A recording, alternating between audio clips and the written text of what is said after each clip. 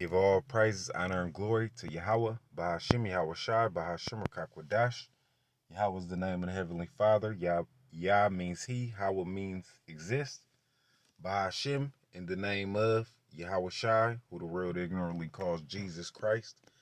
Yah means He. Hawa Shai means deliver. Delivers. That's where we get the term the Messiah, the Savior from. Bahashim in the name of Rakakwadash, the Holy Spirit. Okay, this my name is Sagala. I'm coming back with another lesson.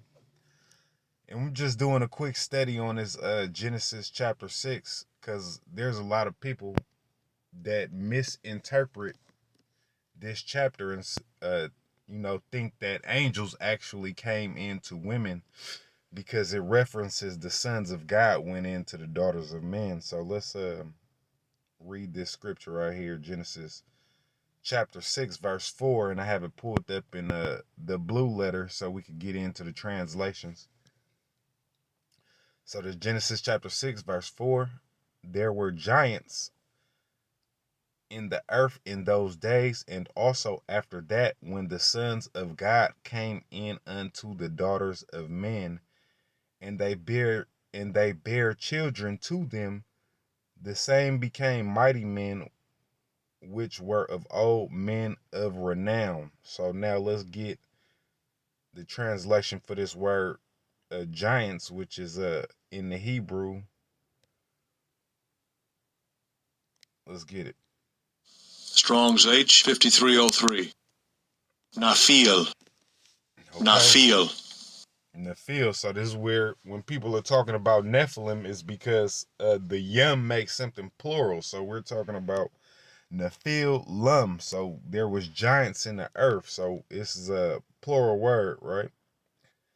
But let's get some of the information on this. Nephil from H 5307, properly a feller, i.e. a bully or a tyrant, a giant.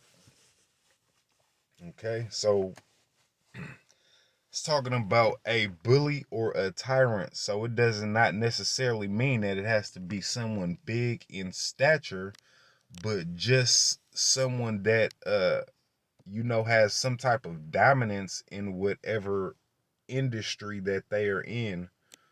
Okay, so when we have these global conglomerates or these corporations, the head person over that would also become like one of these giants. Okay, so let's get a little bit more giants, the Nephilim. Now, people use this blue letter, which is a good source, but it's not always right. It goes off on a few things. So let's just gather up some information. Uh, Strong's H55303. Noun masculine plural giants according to Genesis 6:4, Numbers 13:33. Omit and die these words, perhaps double it, but already in Samaritan. Also, etymology dubious, compared Aramaic, conjecture, see in this die. Okay, that's a little hard to read. Strong's number H5303 matches the Hebrew, which occurs 3 times in verse 2 in WLC lexicon. So then you have another another verse in a different book and chapter in which this word Nephilim stems, okay? And let's read it. This is Numbers chapter 13, verse 33. And there we saw the giants, okay? So this same giant is the word Nephilim, okay? The sons of Anak, which come of the giants, and we were in our own sight as grasshoppers, and so we were in their sight. Okay. There's another thing. I was just reading this. Let's get it.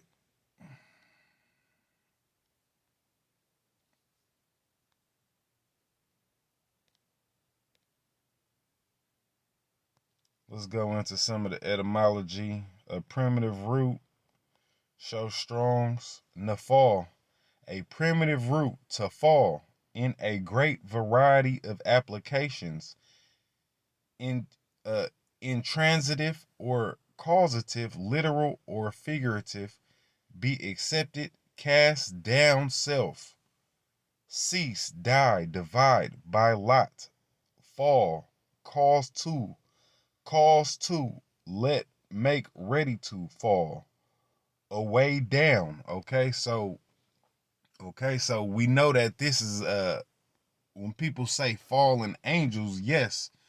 And who are the sons of God? This is talking about an actual lineage of people, not talking about actual angels, like Michael, the archangel, and Gabriel and Uriel. It's not talking about that. Raphael, it's not talking about those type angels. It's talking about angels that are already the sons of God, actually, in which a man can be an angel also, because I'll show you that in the Bible. But let's go back to Genesis 6.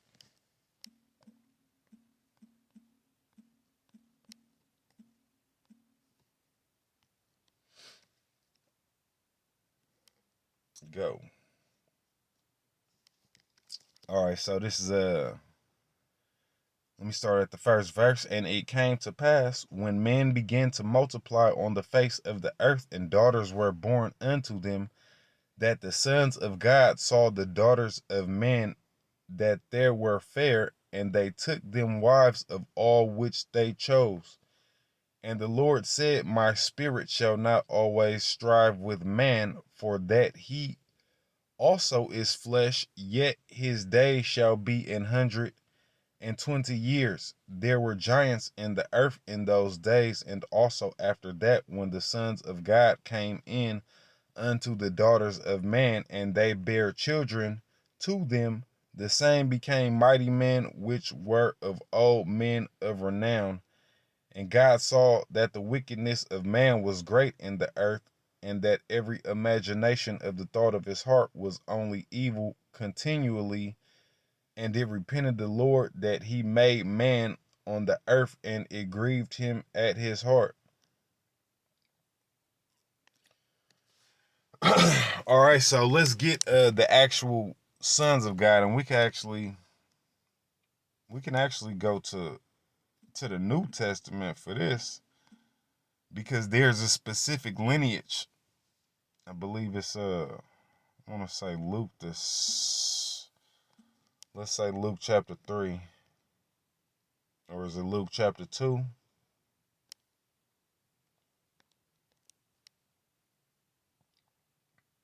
All right, bam.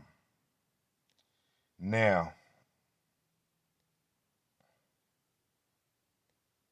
Luke chapter 3. Let's see. All right, now these are the sons of God. Now, when we go to Luke chapter 3, verse 23, and Yahushua himself began to be 30 years of age, being, as was supposed, the son of Joseph, which was the son of Heli, which was the son of Matthat, which was the son of Levi, which was the son of Melchi, which was the son of Janai, which was the son of Joseph, which was the son of Matthias, which was the son of Arnas, or Amos, which was the son of Nahum, which was the son of Elsi, which was the son of Nagai, which was the son of Maath, which was the son of Mattathias, which was the son of Shimi, which was the son of Joseph, which was the son of Judah, which was the son of Joanna, which was the son of Risa, which was the son of Zerubbabel, which was the son of Salah, which was the son of Neri, which was the son of Melchi, which was the son of Adai, which was the son of Kazam, which was the son of El Madam, which was the son of Er, which was the son of Josi, which was the son of Eleazar. Now let's just keep going down. I'm not gonna read all of that. But more so these right here, because before there were Israelites, okay? We're going to start right here at verse 33, which was the son of Aminadab, which was the son of Ornan, which was the son of Esrom, which was the son of Pharses, which was the son of Judah, which was the son of Jacob, which was the son of Isaac, which was the son of Abraham, which was the son of Terah, which was the son of Nachor, which was the son of Sirach, which was the son of Regal, which was the son of Phalek, which was the son of Heber, which was the son of Selah. So now when we talking about Heber, Selah, which was the son of Canaan, which was the son of Arphaxad, which was the son of Shem, which was the son of Noah, which was the son of Lamech, which was the son of Methuselah, which was the son of Enoch. So when we talking about Enoch, Methuselah, which was the son of Jared, which was the son of Maalil, which was the son of Canaan, which was the son of Enos, which was the son of Seth. Okay, these are the sons of God. And this is just talking about through the Lord Yahweh Shai's lineage, okay?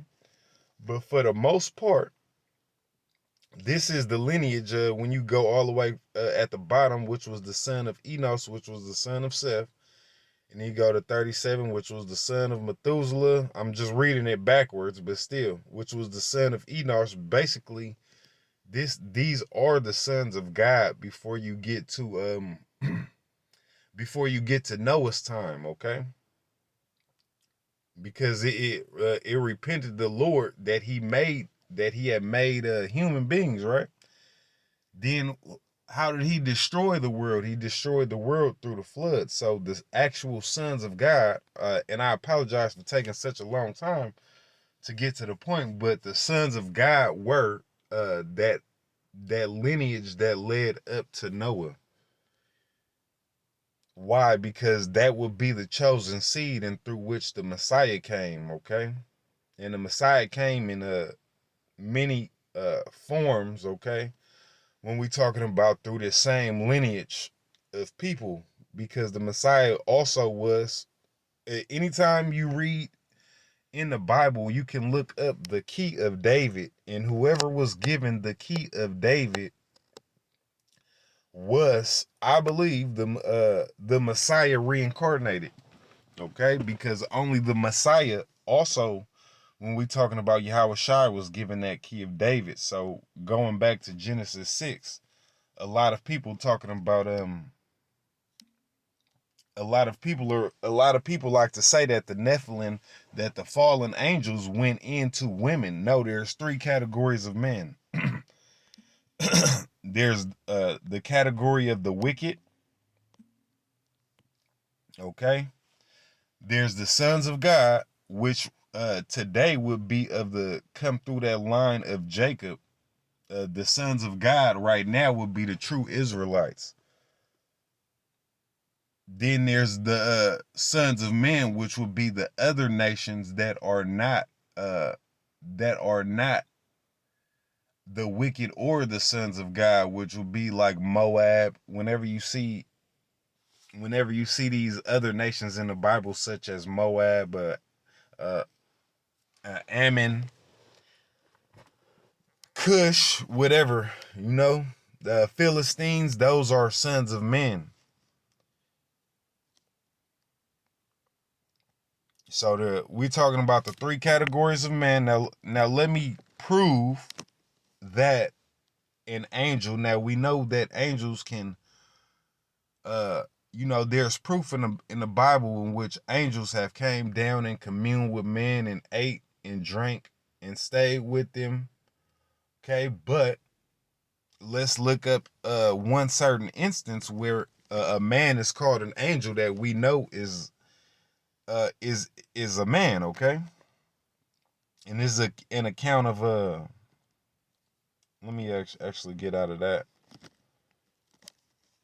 This is an account of Saul's grandson describing King David as an angel. Okay. Forget what that was. First Samuel, Second Samuel. Thou art an angel.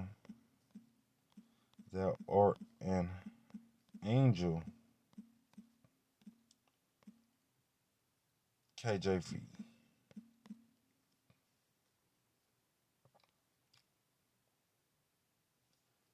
And Akish. All right. So this is First Samuel chapter 29. It said verse 9.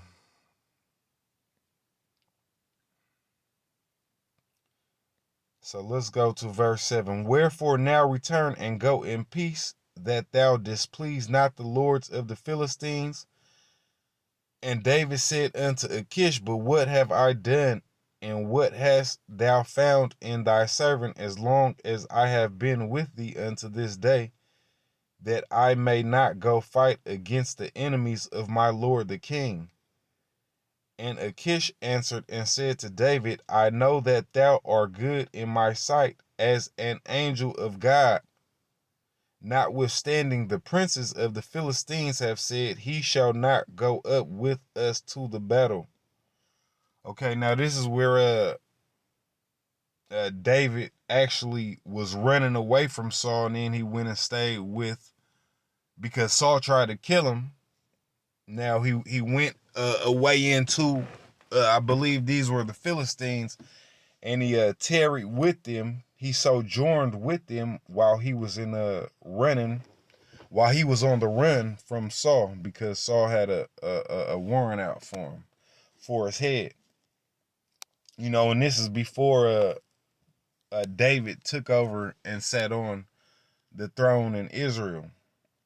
But this was this is just another point right here, which he describes this man as an angel. Okay, but this was not what I was looking for. I was looking for another. I was looking for another one with another verse with, I forget how to spell his name, Meshillabeth,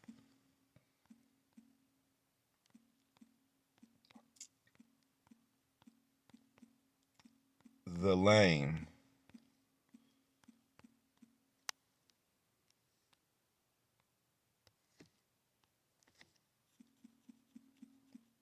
I forget how to spell that name. KJV.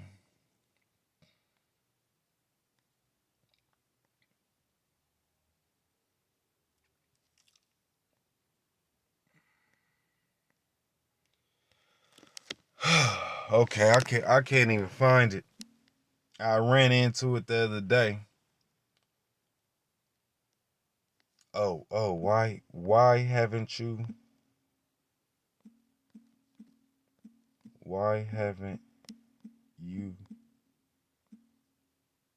came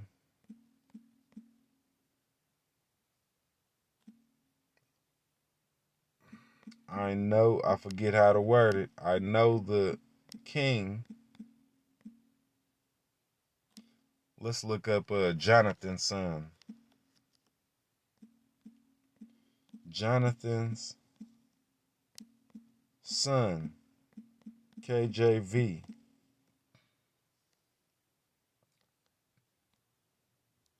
All right, so this is 2 Samuel chapter 4:4. And Jonathan's Saul's son had a son that was lame of his feet. He was 5 years old when the tidings came of Saul and Jonathan out of Jezreel, and his nurse took him up and fled. And it came to pass, she made haste to flee, that he fell and became lame, and his name was Mephibosheth. Okay, let's copy that one, because I will not be able to try to look anything up. So let's get some let's paste that right now. Let's look up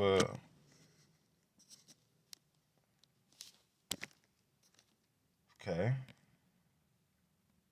come on now.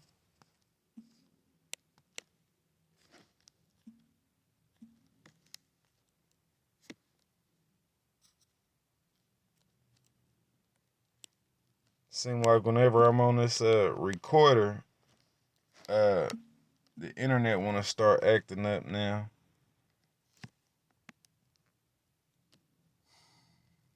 No, you don't want to do. You don't want to get jiggy, huh? Let's get it like this. I just want to prove the point that an angel can be a man also, because a lot of people are talking about that the sons of God are fallen angels, and that's wrong, totally wrong.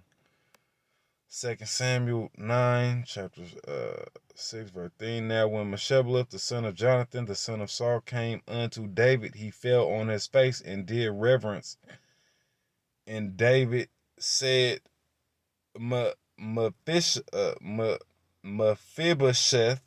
and he answered, Behold, my servant.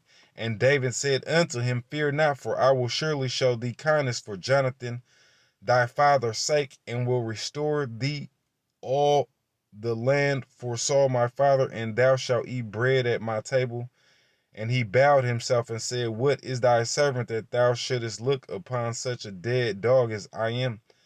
Then the king called Ziba, Saul's servant, and said unto him, I have given unto thy master's son all that pertained to Saul and to all his house, and therefore and thy sons and thy servants.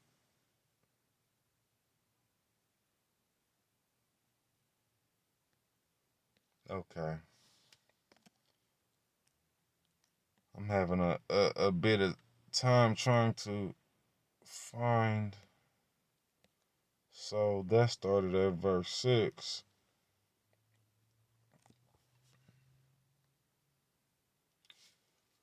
Let's start at verse 1. And David said, Is there yet any of that is left of the house of Saul that I may show him kindness? And there was a Saul, a servant whose name was Ziba. And the king, Is there not yet any of the house of Saul? David fetched him out of the house. Okay, let's go back. Mephibosheth, angel. Let's see if we could look these.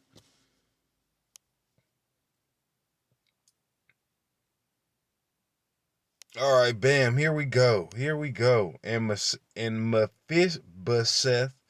This is 2 Samuel chapter 19, verse 24. And Mephibosheth, the son of Saul, came down to meet the king, and had neither dressed his feet, nor trimmed his beard, nor washed his clothes from the day the king departed until the day he came in peace. And it came to pass, when he was come to Jerusalem to meet the king, that the king said unto him, Wherefore wentest thou not with me, Mephibosheth? And he answered, My lord, O king, my servant deceived me. And he answered, My lord, O king, my servant deceived me. For thy servant said, I will saddle me an ass, that I may ride thereon and go to the king, because thy servant is lame. And he had slandered thy servant unto my lord the king, but my lord the king is an angel of God. Do therefore what is good in thine eyes. See, that's the whole point I'm just trying to make, that a man can be an angel. And we already know King David was the anointed, okay? Anointed from the Lord himself, Yahweh Shem Yahushai, okay? So now let's go back to what do we have?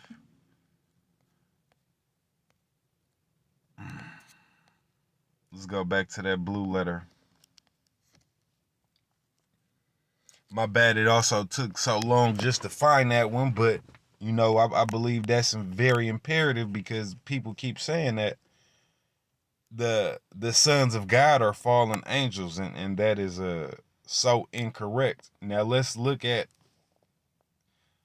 Now we have this special chosen lineage, okay, that were immortal, and they went into the daughters of men, okay, which were not the sons of God, which were not of that lineage of people, and then they create, just like if you have, just like we know that so-called black people, in which we know Negroes, Latinos, Native Americans, for the most part, not all those demographics cover the sons of God today, but for the most part, what happened to those three demographics of people, okay, as far as slavery is concerned, and the curses in Deuteronomy chapter 28, they fit those people. But we know, like, so-called black people, they dominate everything physically. Why? Because they are the sons of God, and even mentally they dominate. They dominate mentally and physically and spiritually. Okay, but right now we are just uh we are in a fallen state, and that's where you get that term fallen angels. Just as uh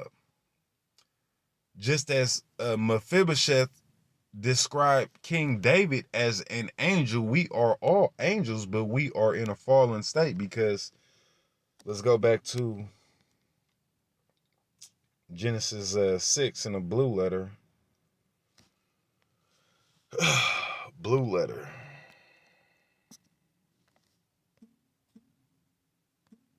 Blue letter.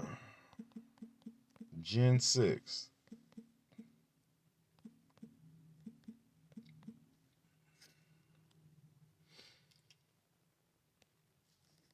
Okay. Verse 2. The sons of God saw the daughters of men, that they were fair, and they took them wives of all which they chose. And the Lord said, my spirit shall not always strive with man, for that he also is flesh, yet his days shall be 120 years. And this is how we fell right here. That was that fall because of the Lord had separated the nations, and he said, hey, you mingle within, you're supposed to be a separate and holy nation. Let's look up the word holy. Holy. You are supposed to be a holy people. Okay. So just as we know the sons of God in those days, when we talking about Enos, Methuselah, Enoch, in which Enoch was translated, he was taken up in a whirlwind, so he actually never died, but he got taken to the fourth, fifth, and whatever dimension. Okay, but he got taken out of this dimension without dying. But we know that his father's grandfather and his sons, and and this is just talking about that lineage, okay, because they had other children, but we're talking about the line in which the Holy One came from. All right, that ends at the line of Jacob's 12 sons and their sons. Okay, so it doesn't branch out anymore after the sons of Jacob and his sons. Okay, so what was I looking up again? Oh yeah, holy. Holy. Okay.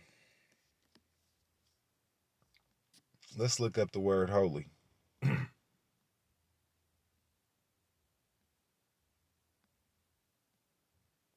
believe holy is like a separate.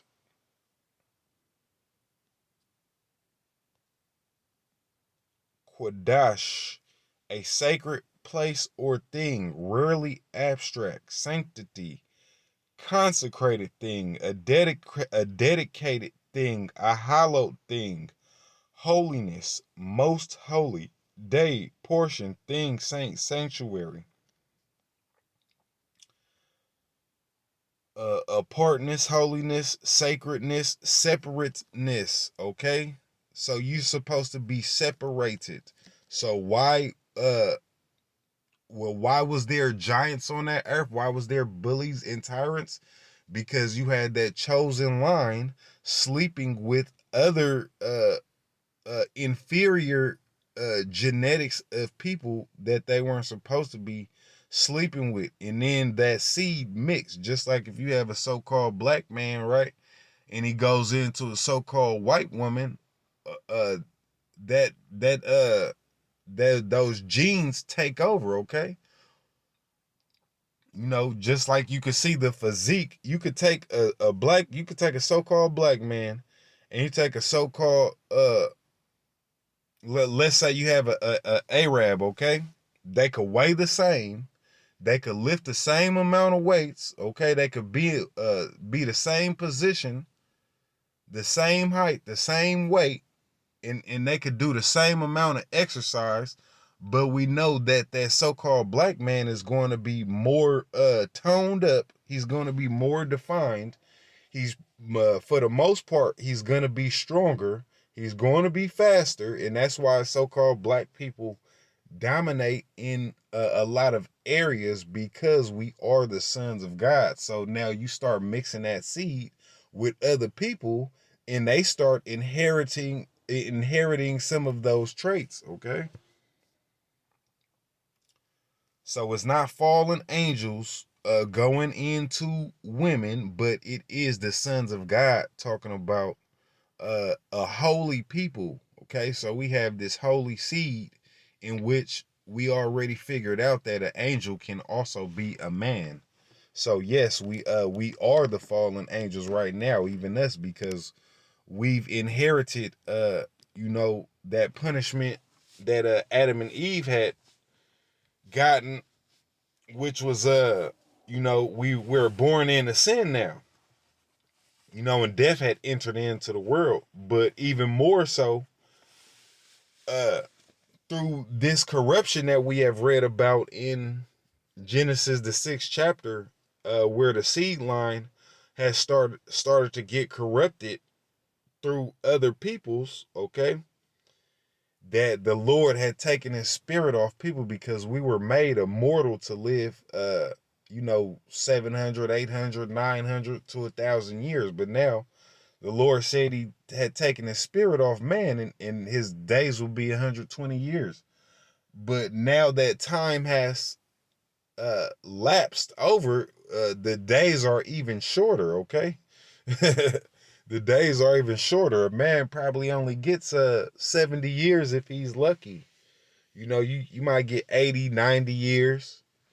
And for the most part, I don't even know if it's luck, because just as it says in Barack, okay, the people have a hard time continuously, something of that nature.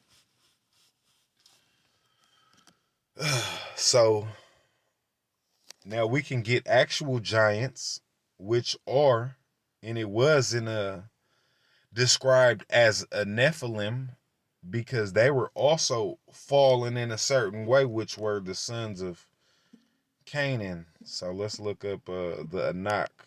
A lot of people say Anunnaki. I don't know what the heck that is, but when we going into Anak, and they ascended by the south and came unto Hebron, where Amath, Sheshai, and Tamar, the children of Anak, where the children of Anak were. And what was Anak? Numbers 13:33. And we saw the giants, the son of Anak. Let's go to the tool, because I believe that was also that word Nepal. 13:33. Nephil. And there we saw the giants, the son of Anak, which come of the giants, and we were in our own sight as grasshoppers, and so we were in their sight. So yes, there was giants in the earth, but those sons of God,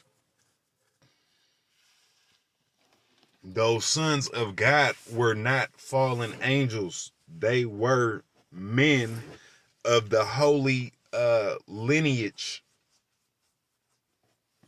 But these Nephilim right here are speaking of Canaanites, okay? And I'm not sure if they were other seed of Canaan, okay, in which we read, in which is in the through the lineage of Seth, or are these the children of Canaan through Ham seed, in which we know Ham seed is a curse seed, because you know whenever you get a curse put on you, you could become fallen also.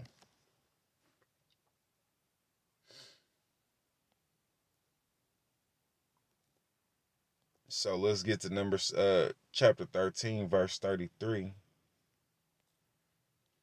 And there we saw the giants' tools. And there we saw the giants, the sons of Anak, which come of the giants and were in our sight as grasshoppers. So yes, this is that same word, nephil. Strong's info, variant spellings for this word: Strong's, Jacinius Strong's, High Strong's info. Properly a feller, a bully, or a tyrant, a giant. Okay, so we have giants on the earth today. Now let's go to this. Reminds me of Isaiah the 14th chapter. Now you don't see giants running the world today. Now there is cases of gigantism, and maybe I'll look that up, gigantism, and you'll see the people that mainly affects.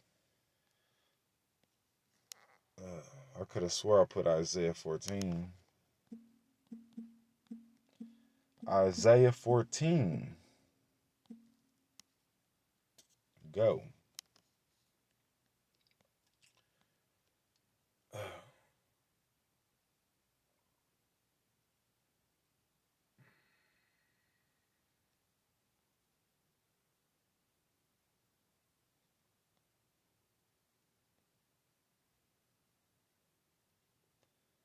All right, so this is Isaiah chapter 14, verse 8. Yeah, the fir trees rejoice at thee, and the cedars of Lebanon sang, since thou art laid down, no feller is come up against us. So, you know, just like we read in the definition of nephil, that that is a feller. What is a feller?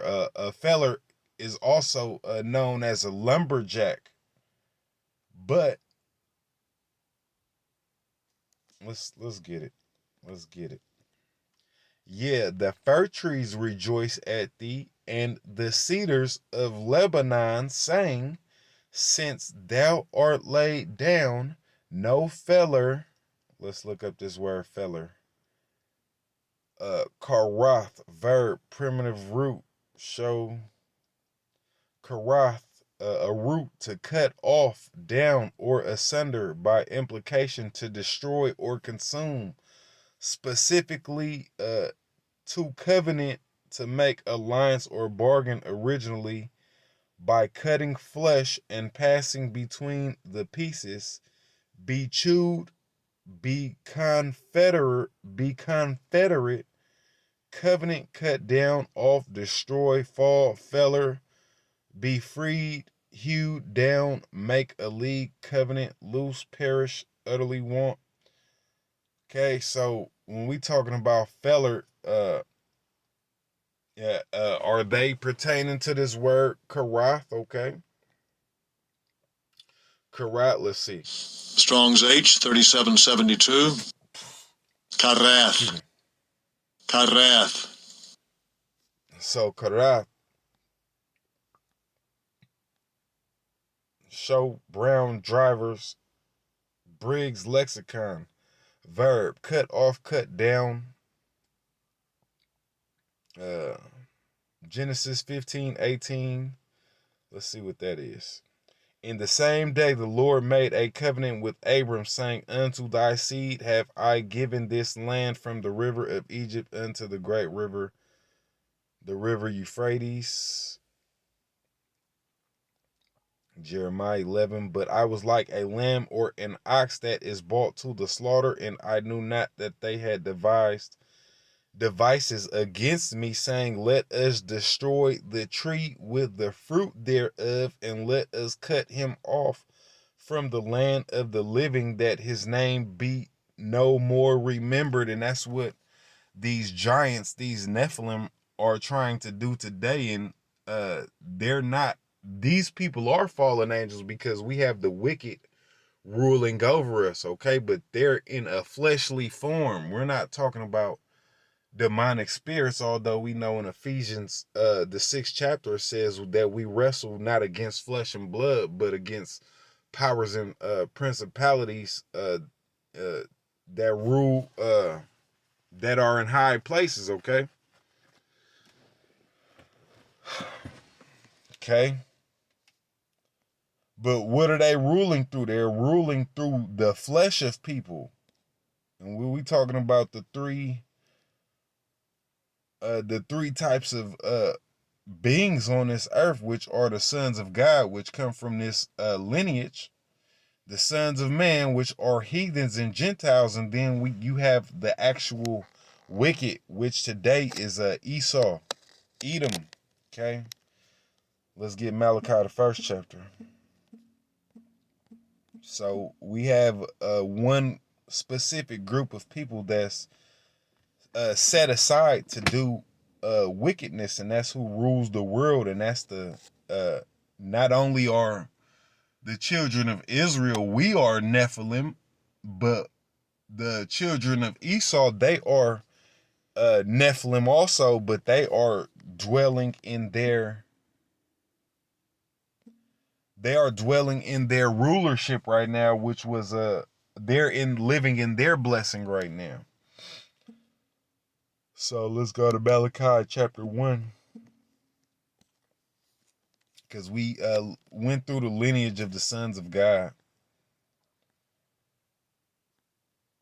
So this is Malachi chapter 1, verse 3. And I hated Esau and laid his mountain and his heritage waste for the dragons of the wilderness. Whereas Edom saith, we are impoverished, but we will return and build the desolate places. Thus saith the Lord of hosts, they shall build, but I will throw down, and they shall call them the border of wickedness, and the people against whom the Lord hath indignation forever. Okay, so if the Lord have an indignation against you forever, yes, you are fallen and you are going to be cut off. Okay, so that, but the whole point is that this people, Edom, is signified as the border of wickedness. So they are the people that is set apart to do wickedness on this earth.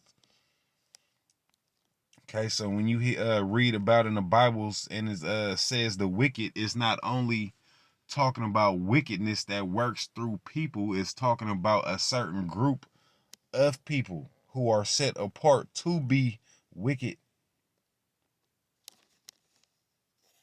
to do the will of the Heavenly Father on the left hand side through Satan, through the power of Satan. Okay, and then we have, you know, a different spectrum where there's workers of righteousness on the right hand side of the Lord that do his will, okay, through Yahweh Shai. So let's go back to Isaiah the 14th chapter, because this is about the fall of Lucifer. Isaiah 14, and so we go to the 12th chapter, because not the 12th chapter, the 12th verse, but you know, this is just, yeah, the fir trees rejoice. This is the 8th verse. Yes, yeah, the fir trees rejoice at thee, and the cedars of Lebanon saying, since thou art laid down, no feller is come up against us. So why do I say that? To bring it back to that word Nephilim, in which one of the definitions that they gave you was a feller or a tyrant. So we have a tyrant people that's dwelling on this earth right now that are giants, but they're not uh giants through their stature is not giant, but their reputation precedes themselves, okay, for being tyrants. Now let's read on.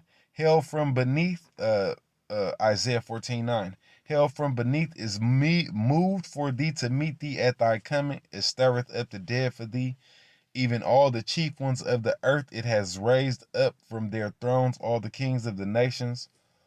All they shall speak and say unto thee, art thou also become weak as we? Art thou become like unto us? Thy pomp is brought down to the grave, and the noise of thy vials, the worm is spread under thee, and the worms cover thee. How art thou fallen from heaven, O Lucifer, son of the morning? How art thou cut down to the ground, which didst weaken the nations? Okay, so why a feller? When we talking about a feller, no feller is come up against us, and that was the trees talking about, in which the trees are symbolizing the actual trees that produce fruit. You know, apple trees, orange trees, pomegranate trees, olive trees, whatever. But they also represent humans that, through the rulership of this Illuminati, you know, and this is what this is talking about. How art thou fallen from heaven, O Lucifer? Lucifer is the Illuminati today, okay? Son of the morning, how art thou cut down to the ground, which didst weaken the nations? How did they weaken the nations? Through rape, robbery, murder. And we know Genesis, 27, real verse 37, 40, some of that nature. Esau's blessing was the sword. So through thy sword thou shalt, by thy sword thou shalt live. Okay, so how did they weaken the nations? By his blessing, which is the sword. Okay, verse 13, for thou hast said in thy heart, I will ascend into heaven, I will exalt my throne above the stars of God, I will sit also upon the mount of the congregations on the side of the north. Okay, so we have these people right now that are tyrants over the earth. Okay, so these are also would be described as nephilim. So it's not talking about Genesis 6 is not talking. My whole point is Genesis 6 is not talking about uh actual angels coming into the daughters of mankind, but it's just talking about man in itself. Okay, and these three different versions of man, and the actual sons of God, the lineage of Seth, mixing with these other nations of people. Okay, and the Lord said, let's go to Deuteronomy chapter 7. And this, you know, Genesis is before Deuteronomy, but the law before Moses had given, before there was even Israelites, before there was that people, they were still the sons of God. Before there was this people, and before Moses gave the law to the people, the law was oral. So let's just go into this law anyway. Deuteronomy 7. Deuteronomy. And if you don't spell it right, it won't look it up. Deuteronomy 7. Let's go to verse 6. For thou art an holy people unto the Lord thy God. The Lord thy God hath chosen thee to be a special people unto himself above all people that are upon the face of the earth. So when we see that word holy, remember that means we are supposed to be separate. Okay, and even the Lord proclaimed,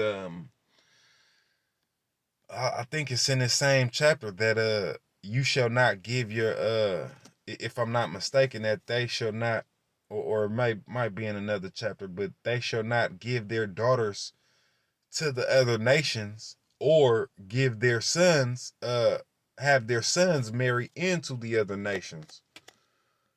Okay, so if that was a law written through the tablets of Moses, right? Wasn't that an oral law in the beginning also, where the people of Adam were not to, they were a special and holy people unto the Lord, and to be holy means to be separate. Okay, so with that being said, I've went long enough. Kal Halal Yahaba Shem Yahweh Shalom. Hopefully somebody was edified. Till the next time. Peace.